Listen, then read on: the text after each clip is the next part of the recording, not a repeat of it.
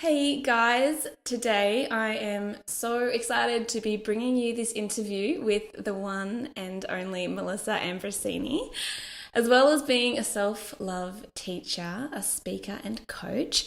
Mel is now a published author of her new book, Mastering Your Mean Girl, the No BS Guide to Becoming Wildly Wealthy, Fabulously Healthy, and Bursting with Love. Mel is also a friend of mine, and I was going to say that I was lucky, but after reading her book, I'll now say that I am worthy of also having had the experience and the honor of being coached by Mel a few years ago, back when I was really learning how to master my mean girl. So it really is a joy to welcome you, Mel. Thank you so much for being here with us. Honor. It is an honor, honey, and I'm so glad that you reframed that from lucky to worthy. Well done. You've been doing your homework. I have, and congratulations on this book. Beautiful. It is just, it's beautiful. The content is incredible. To read it is a joy. I devoured it in, I think, less than 3 days. I loved it so much. Congratulations.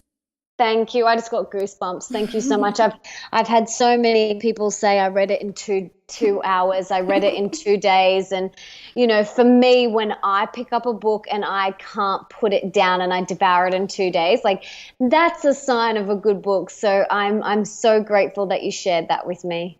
I will also say that for those who haven't yet seen the book, it's by no means an indication of the size, because this book is big. It's not as if it was a quick read by any means. It's huge. It's heavy. It's thick. It is. You cover everything in there. There's relationships, health, food, movement, money, spirituality. You don't hold back either. It's full of personal stories and anecdotes, and it's just such a huge body of work. It's beautiful. Thank you, darling. I'm honored. So how has the launch been?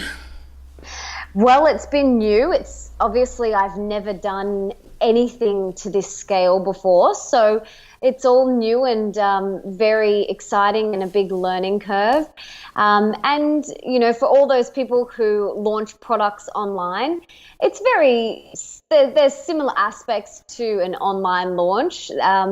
But you've also got to do a lot of in-person stuff too, which has been super fun and, really enjoyable to meet people and hear how the book has helped serve them and support and inspire them.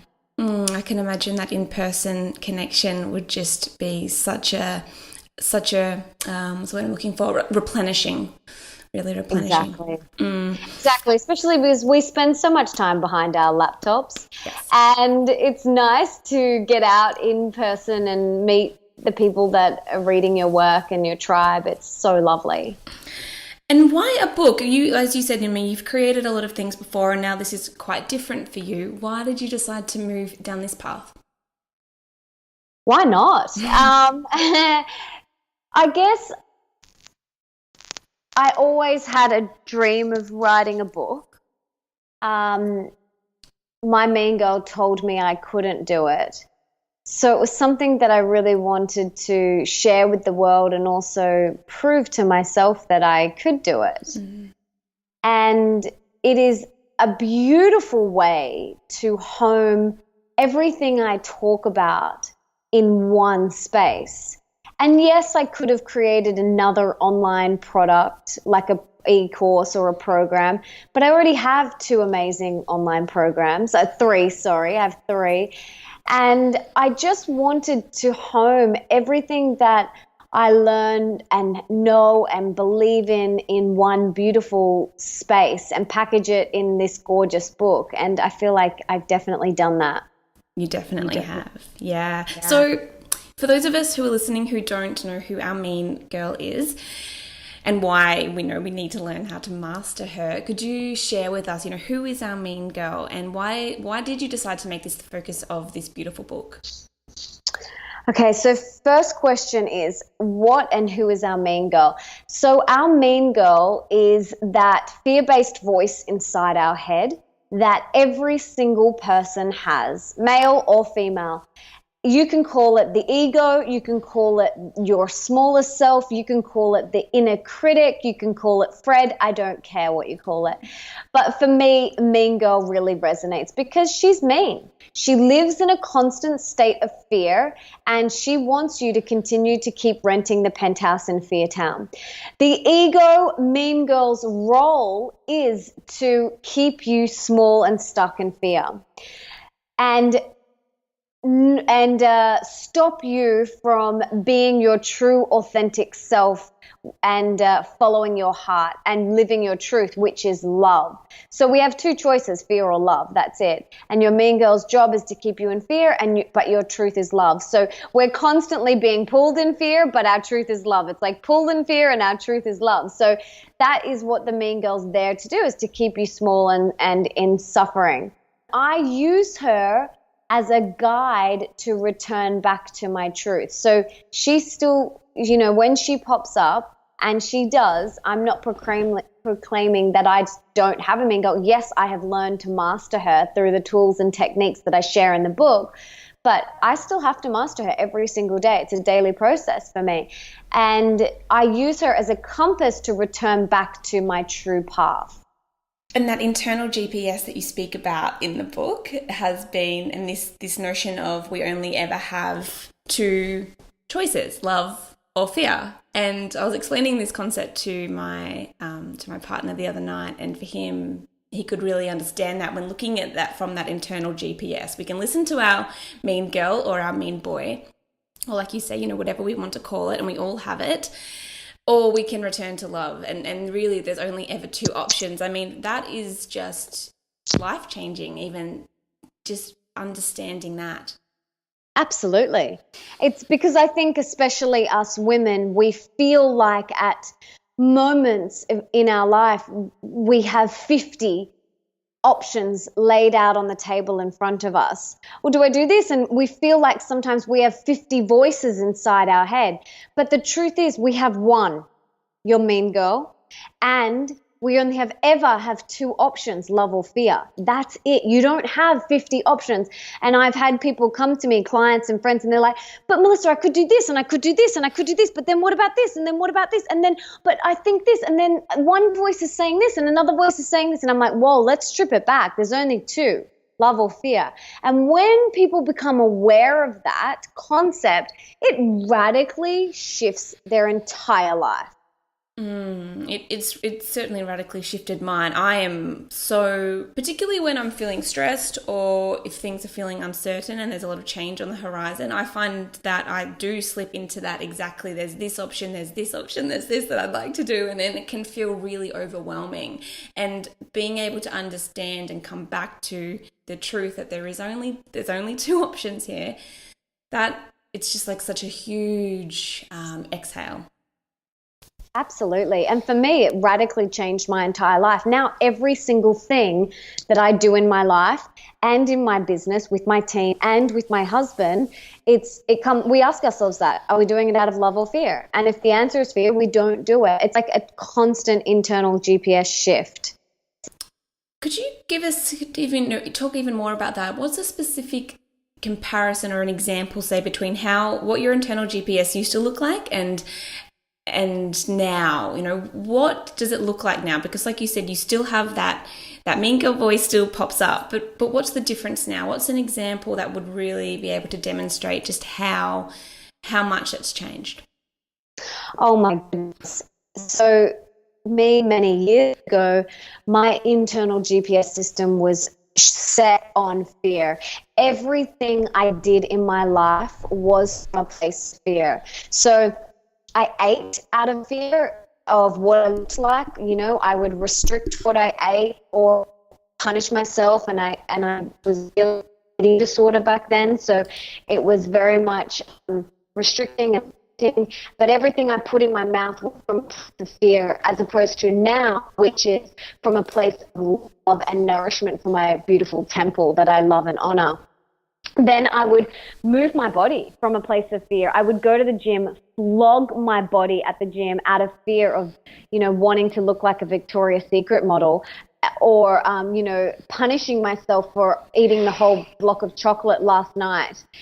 or the packet of chips or the ice cream. Now I move my body because I love the way it makes me feel, and I love my temples so much. Same with my relationships. I had all of these relationships in my life from fear. I was surrounding myself with toxic relationships, and I'm aware toxic is a judgment, and relationships that didn't serve me and I didn't serve them out of fear because I didn't want to be alone. Now everyone in my life is there because I simply love to have them there. Same with the work that I did work out of fear. Now the work I do is from a place of love, and everything, like even accepting dinner requests or camping trips with friends or family things. I ask myself, am I going to this from a place of love, or am I going out of fear, like because I feel like I have to or I should? And for me personally, I don't want anyone to do anything for me if it's from fear, like they feel like they should do it. I want people to come over for dinner, or I want people to help me with something because they're bursting at the seams to do it. I want my husband to come and pick me up from the airport because he wants to, not because he thinks he should. So this simple mindset shift will radically change everything for you and allow not only yourself but the people around you to show up as the full, authentic versions of themselves. We live in a society where we're taught to people please. And I grew up watching my mom and all of the women around me people pleasing. And this was something that I had to really unlearn. And it took me a while to unlearn this habit. But I watched my mom do everything for everyone else at the detriment of her own health and happiness. And that's not how I want to live my life. I'm glad you mentioned that because, wow, reading your book, I'm nodding and smiling along. My mum is a nurse as well, Mel, and she also did the night shift every night. As you say in the book, doing the night shift, they get home in the morning, then they don't go to bed. These night shift mums, they take us then to get us ready for school, take us to school, or whatever else we need. They might head home and get a couple of hours sleep, but then it's straight up again to pick us up and take us to dancing or sport or art or whatever it is that we're doing, and then get dinner ready and then back to it again. And I remember that, and I saw that growing up, my mum doing absolutely everything for the five of us. Everything was about us. And I'm so grateful to her for that. But it has often come at the detriment of her own health. And it's only, probably in the last 5 years that I've really had, as you say, really unlearn that. And it doesn't mean that I'm not grateful to her, because I am, but I'd really love to hear has there been a conversation with your mum around this? Because this is something that I would love to see my mum shift things and to really give back to herself. But she's maybe a little bit more open to it than she perhaps used to be, but she is still very much a giver, and she just gives every last drop. So have you had this conversation with your mum? This is a really great question, and I'm so glad you brought it up. I believe we are born into families and we sign a sacred contract with them before we come in, because there's things we need to learn in those relationships, and there's opportunities for growth and evolution. So I have had these conversations with my mum, and another thing that I watched my parents do growing up, which I share in the book, is sweep everything under the carpet. And we never showed emotion because, according to my parents, showing emotion was a sign of weakness. So I have had these conversations over the past couple of years very gently and from a place of love with them. And I think whenever you have these sorts of conversations with someone who you feel isn't necessarily totally open, you've got to be very gentle. You have to be very gentle. Tread lightly. For me, then there's other people in my life that I can sit that are so open that we just kind of like lay it out all on the table and there's no censoring. So you've kind of got to stay true to you and your authentic and be authentic, but tread a little bit more softly with your family.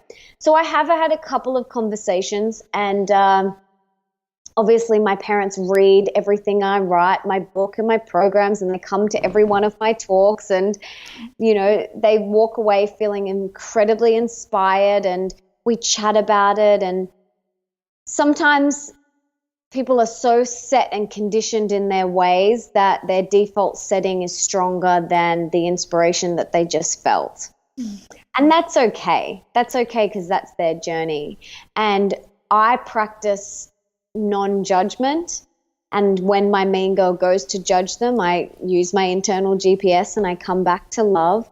But it's an ongoing process, and it's something that, one of my intentions for this year is to really deepen my relationship with my parents, ask more soulful questions, get to know them more. Like, I want to really deeply know my parents, like on a soul level. Like, I know them, but I want to deeply know them. I want to know what keeps them up at night. I want to know their fears and what scares the bejesus out of them. And I really want to help crack them open a tiny bit, because, like, I feel like I want to discover more about who they really are. So continue, if you're in this situation like you and I are, continue to tread lightly. Don't get me wrong, there have been times where I have been incredibly frustrated at my parents, and I'm like, seriously, guys, like, you're still eating that? Like, after I've told you like a gazillion times? Or seriously, you're still doing that? Like, there's been times where I've wanted to literally like lose it, and maybe I even have to a degree, but that's going to get us nowhere. And when I feel my blood boiling like that, I simply remove myself from the situation. I'll go to the toilet and take a few deep breaths, and then I'll return back.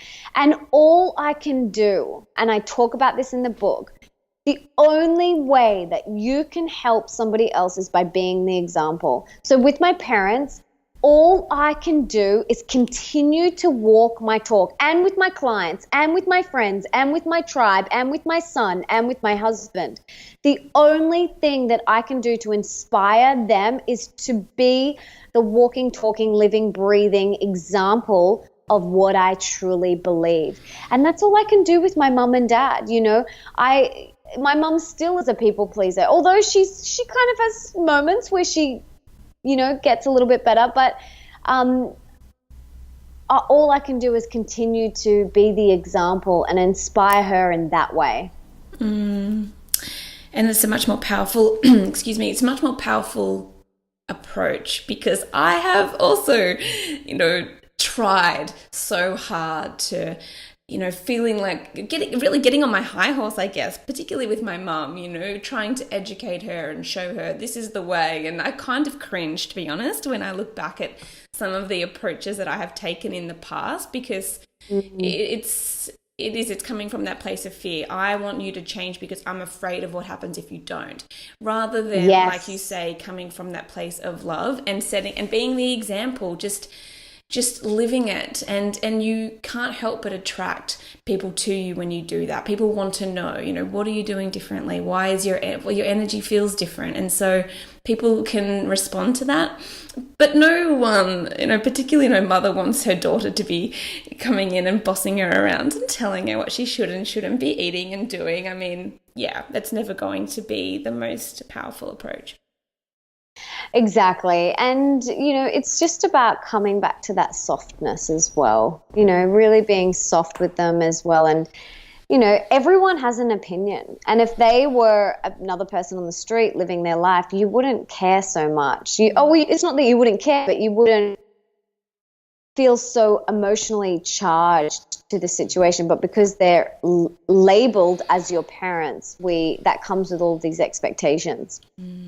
And as you say in the book, everybody is doing the best that they can at the time with the information that they have.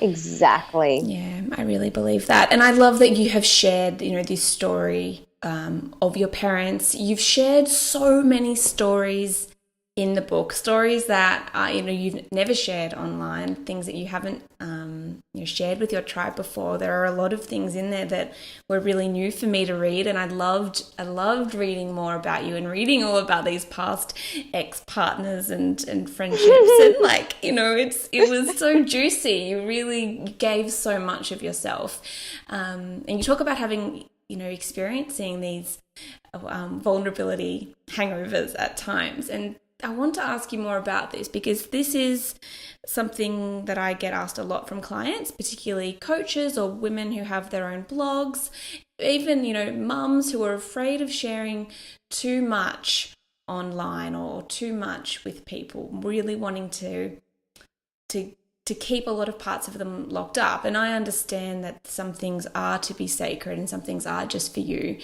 But how do you manage that fear of oversharing? Because you really have given a lot in this book. This is something that has definitely gotten easier over time.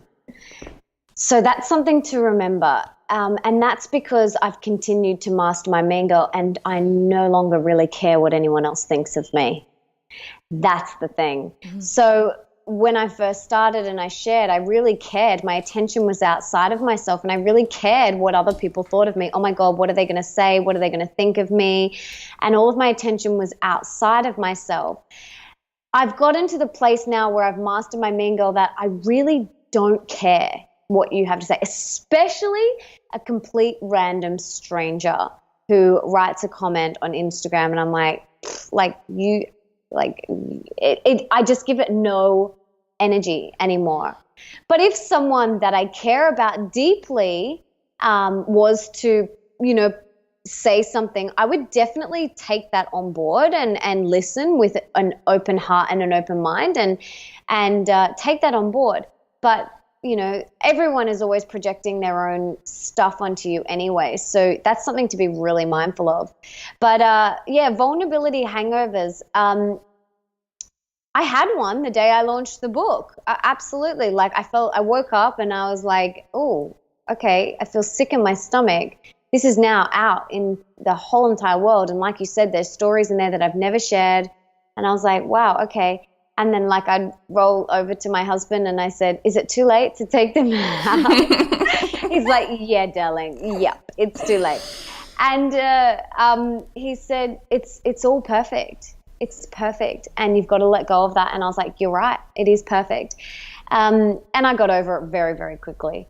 So that was the last time I had a vulnerability hangover. But I guess for me, it just gets easier the more and more you do it. And I have nothing to hide.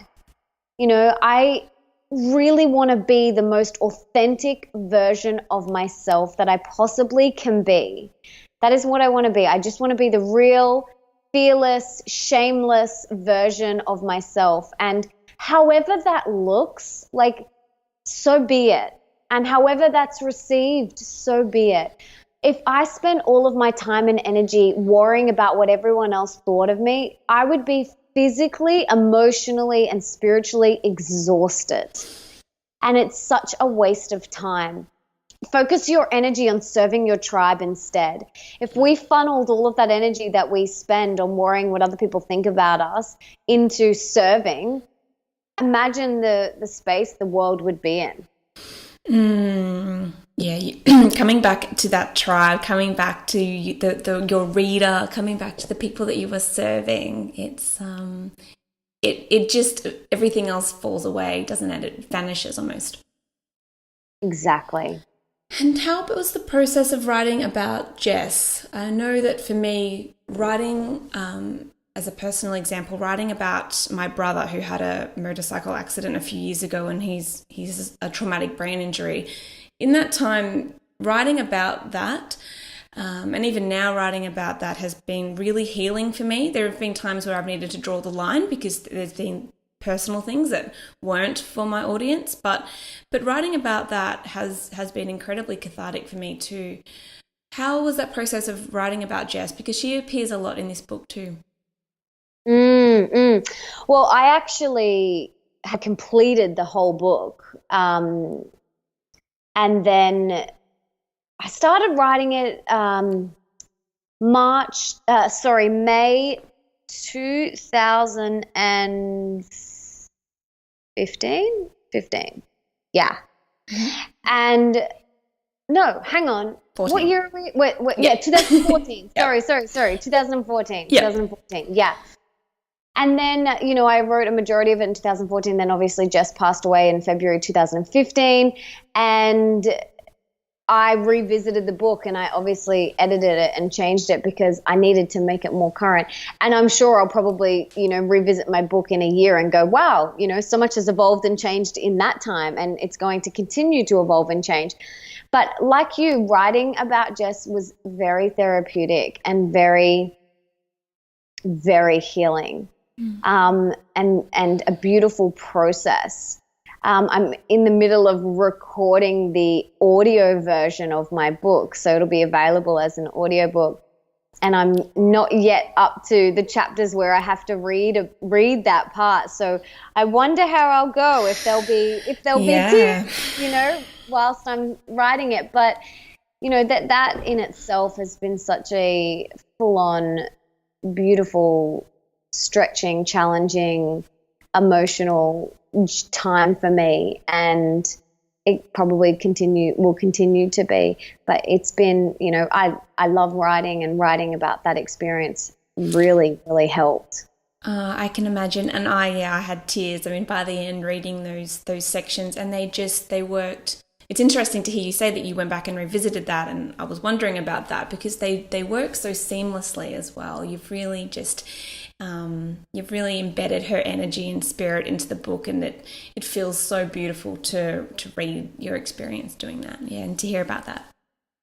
Yeah, thank you. That's all right. So I want to ask you about self-care, because you, my love, are like the queen of self-care. You practice extreme, exquisite self-care like nobody else, I know, and it's such a gift to the world just watching you take care of yourself.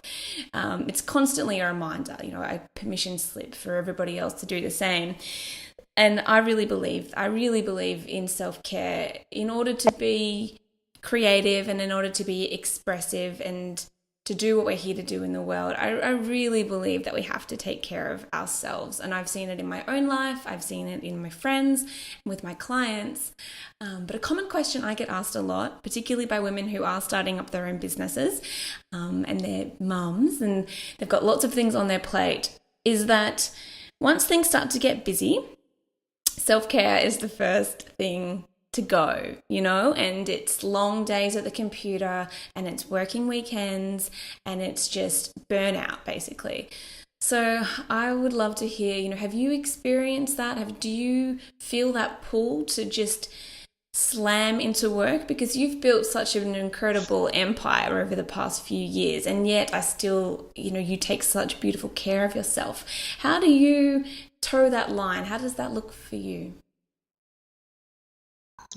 Don't get me wrong, there are moments where I have to hustle.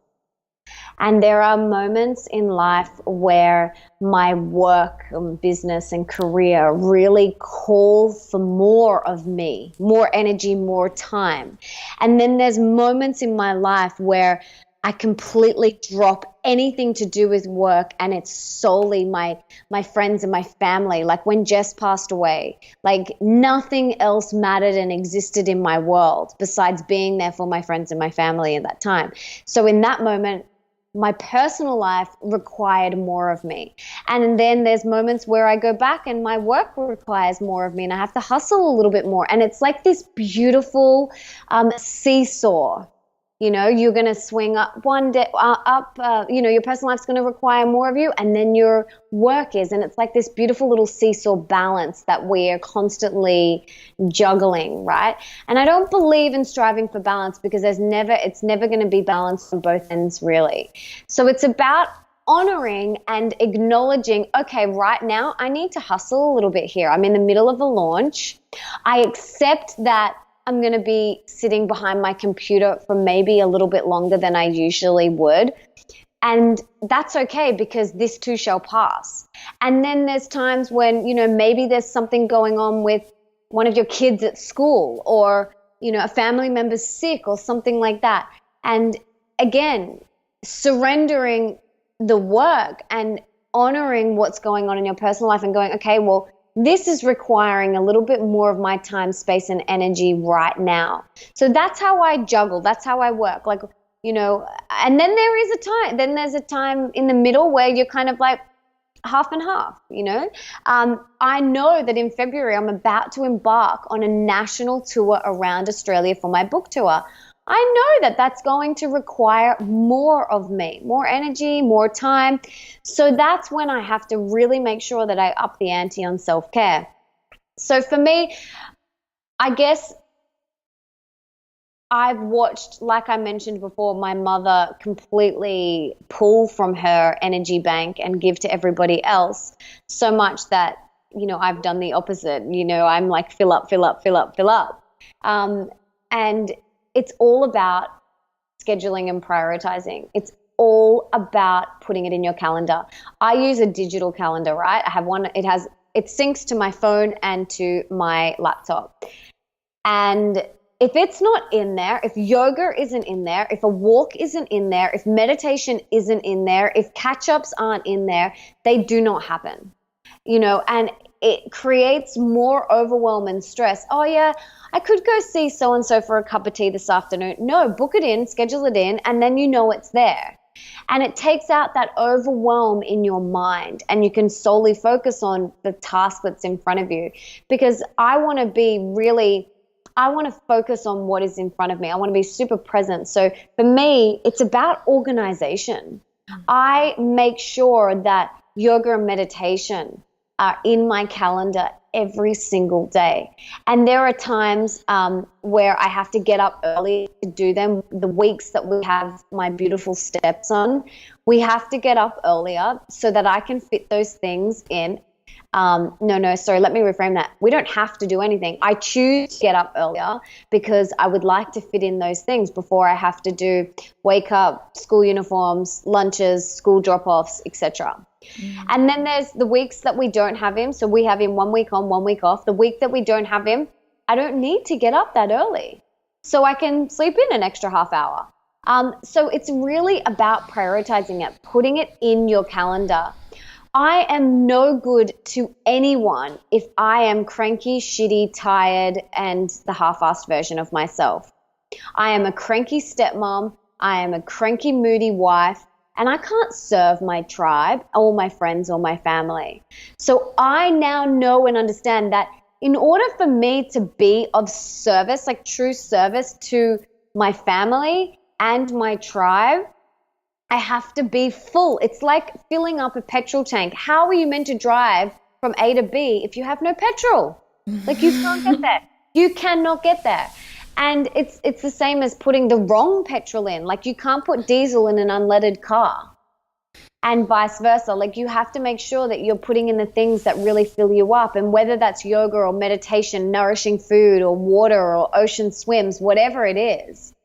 And we talk a lot about self-love and self-care in the book, and I help you uncover those things that really light you up. But it's really about just putting them in your calendar. Like my mom's mind, and I love her absolutely so much. She's the most beautiful soul, but her mind is chaotic. She runs at 1,000,000 miles an hour and multitasking like there's no tomorrow, which is not something that you should be proud of. I personally would rather do one task at a time and be fully present with it as opposed to 5 tasks half-assed. But her mind is chaotic. She has post-it notes on to-do lists with passwords written all over the place. Like, there's no structure and no system. And for me, that's like, it's a representation of the chaos in her mind. So for me, putting it in the calendar just takes away the stress, the confusion, the options, and the chaos. And it's just all there. Like, that's all we have to do. Get a digital calendar. It's it's imperative.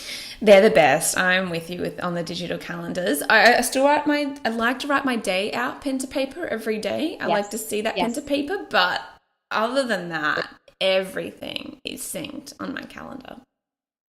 Absolutely. And, you can do different colors for personal or business or family. Make it pretty, and you can move it around. Like I used to love handwritten diaries, but in our day and age, things are always chopping and changing, and there would be white out everywhere and crossed out, and then I'd look at my calendar and it'd look like my 3-year-old nephew had taken to it with his texters, and that just caused more chaos and stress. So for me, digital is like revolutionary in my organization and productivity. Absolutely. And that's what everyone says to me. How do you get so much done? How are you so organized? How are you so productive?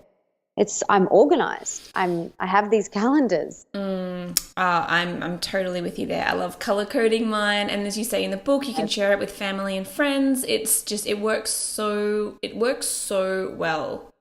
Yes. So my husband can see my calendars. We share a calendar, so he knows exactly where I am, what I'm doing, and what time, and and then my team can see my calendar, so they can book in meetings and appointments for me and things like that. So it just makes life so much easier. It truly does. And so with the book writing process, when you're really, as you say, there's an ebb and a flow. We dive into projects and we've really got to hustle. We've really got to be immersed in that. And then there needs to be a period of rest. It's like the seasons. There's seasons for planting seeds, there's seasons for taking action, things are growing, and then there's seasons for pulling back and for restoring. So when you were writing this book, did you really plan out for that? Did you block out whole days or weeks? Like, what was the book writing process sort of like? Yes. So originally, when I first started the book, I went away on a 6-week creative bender with my husband. Wow. And we went to the hinterlands. We have a place in the Noosa hinterlands on 30 acres, which is just like magic. Nick's parents' place, sorry, and we were there alone because they were overseas, and we stayed there for 6 weeks. And he's a musician and producing a movie at the moment, so he was just solely focused on writing music. So he was down one end of the house writing and producing music, and I was down the other end writing my book. And I wrote a majority of it in the first 2.5 weeks. But that is because that is all I did. That is literally all I did. Like, I wasn't doing anything else. My team weren't sending me anything. I was getting hardly any emails. I had an autoresponder on my phone. Everyone knew I had scheduled this time away. And for me, that really, really worked. I need to kind of go away and creatively immerse myself in the process. When I've tried to write at home, it's too distracting. It didn't flow as effortlessly as I would have liked. I don't know how people will just write for maybe 2 hours on their book in a day. I don't know. It works for some people, whatever floats your boat. But for me, I really needed to kind of go away and just totally immerse myself in it. And it was super fun and really great process. And that's all I did. I didn't work on anything else. I didn't check my phone. I wasn't posting on Instagram. I was just solely focused on that. I love that.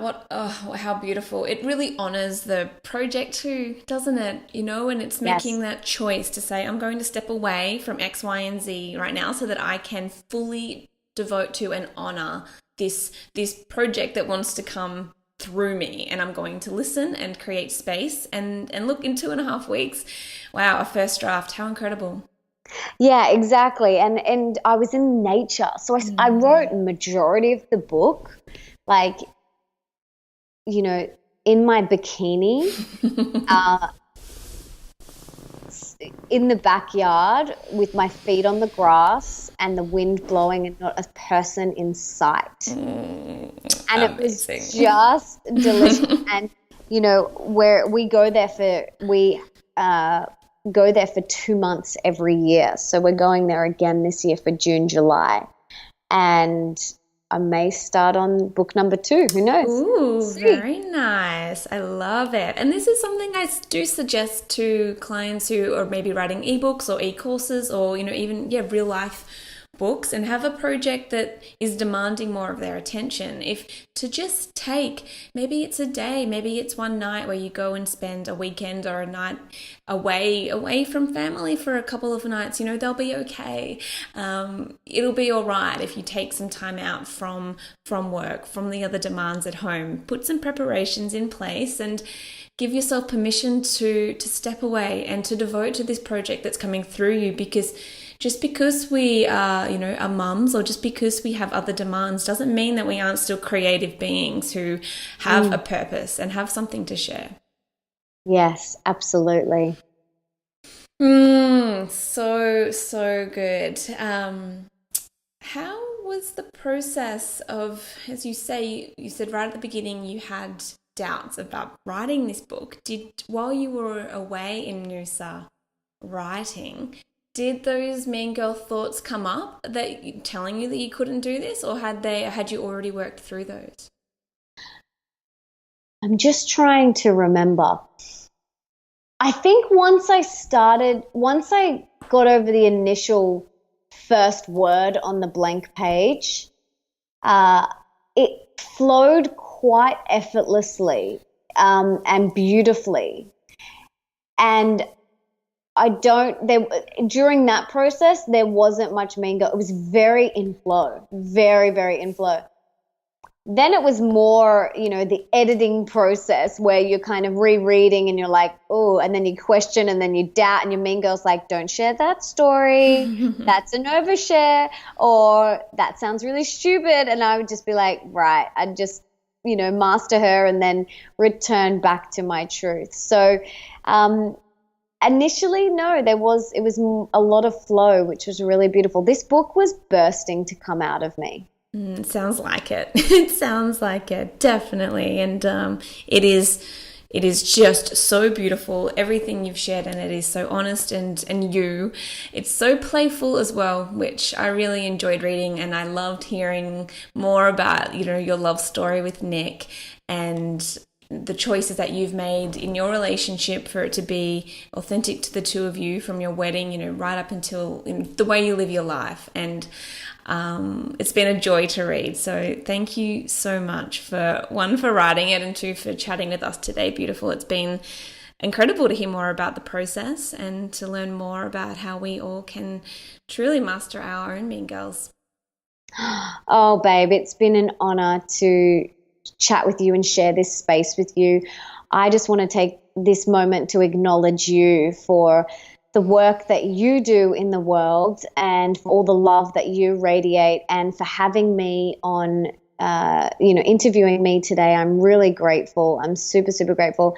Like you mentioned at the start, we had the opportunity to work together many years ago now, and I deeply love you, and I think you're just wonderful and amazing, and I'm so grateful to walk this path with you.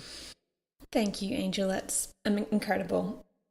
Everybody, go and get your hands on Mel's book, Mastering Your Mean Girl. Mel, where can we find your book in stores?